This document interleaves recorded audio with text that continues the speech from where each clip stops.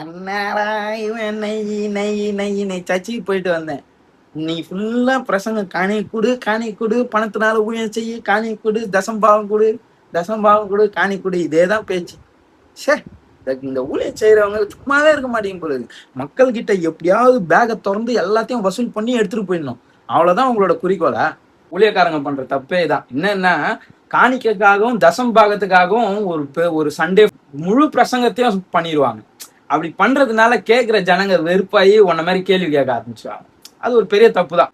சரி, நானும் பைபிளை படிச்சிட்டேன். நான் கேட்குறேன், பழைய ஏற்பாட்டுல 10ல் 1 பங்கு கொடுன்னு இருக்குது.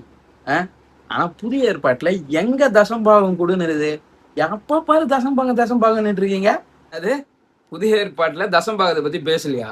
மத்தேயு 23:23 இயேசு சொல்றாரு, நீங்க கடுகுலையும் ஒத்தலாமலையும் தசம்பாகம் கொடுக்குறீங்க, ஆனா இரக்கத்தையும் நீதியையும் விட்டு விடுகிறீர்கள். அதையும் செய்யுங்க, இதையும் விட்டு விடாதீர்கள் அப்படின்னு சொல்றாரு. அதெல்லாம் உனக்கு தெரியலையா? சரி, ஓகே. அவர் இஸ்ரேல் ஜனங்களுக்கு தான் பேசுறாரு. அது யூத மக்களுக்கு தசம்பாகம் உண்டு. புதிய ஏற்பாட்டு சபையாக நம்மளுக்கு தசம்பாகம் இருக்கான்னு கேட்டா இல்ல. ஆனா காணிக்கை இருக்கு. இயேசு கூட இருந்த சீஷர்கள், சில பேர் பெண் சீஷர்கள், பணக்கார சீஷர்கள்லாம் இருந்தாங்க.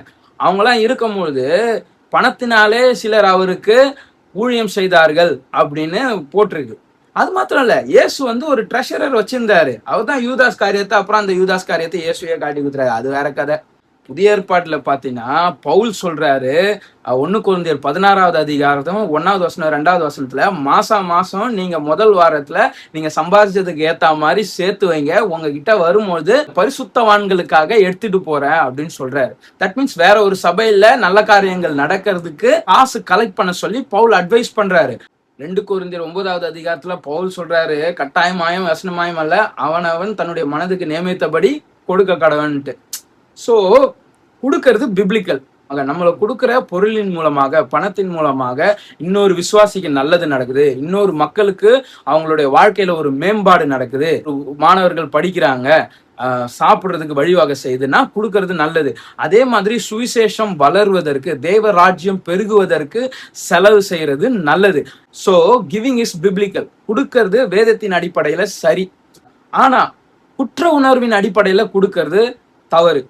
கட்டாயத்தின் பேர்ல கொடுக்கறது தவறு. எமோஷனலா கொடுக்கறது தவறு. அது மாத்திரம் இல்ல, கொடுத்தாதான் கடவுள் என்னை ஆசீர்வதிப்பார் அப்படின்னு நினைக்கிறது தவறு. அது மாத்திரம் இல்ல, கொடுத்தா நான் பரலோகம் போயிடுவேன் நினைச்சு கொடுக்கறது தவறு. கொடுத்தா நான் பரிசுத்தமாயிடுவேன், கடவுள் என் பாவத்தெல்லாம் மன்னிச்சிருவாரு அப்படின்னு கொடுக்கறது தவறு. ஸோ இந்த மாதிரி காரணங்களால நீ கொடுக்க தேவையில்லை. பட் கொடுக்கறது biblical. Honour God with your money. Oh, அப்ப காணிக்கை கொடுக்கறது ஓகே, தசபாகம் இல்லை. பட் ஆனா காணிக்கை கொடுக்குறோம், பணத்தினாலேயே நம்ம கடவுளை மகிமைப்படுத்தணும். சரி, ரொம்ப நல்லா சொன்னீங்க. ஏய், இவ்வளவு நேரம் வசனம் கேட்டல, இன்னொரு வசனம் காமிக்கிறேன். கலாத்தியர் 6:6, வசனத்தை போதிக்கப்படுகிறவன் வசனத்தை போதிக்கிறவனுக்கு எல்லா நன்மையிலும் சகல நன்மைகளிலும் பகிர்ந்து கொடுக்கணும்னு சொல்லியிருக்கு. எடு, காசு எடு, என்ன கவனி. எப்பா ஆளை விட்றா சாமி, வசனம் சொல்லித்தரேன்னு சொல்லி குத்து அதை காட்டி என்கிட்ட இருக்க எல்லாத்தையும் புடிங்கிட்டு விட்டுருவா போல இருக்குது. பாய் பாய், நான் கிளம்புறேன்.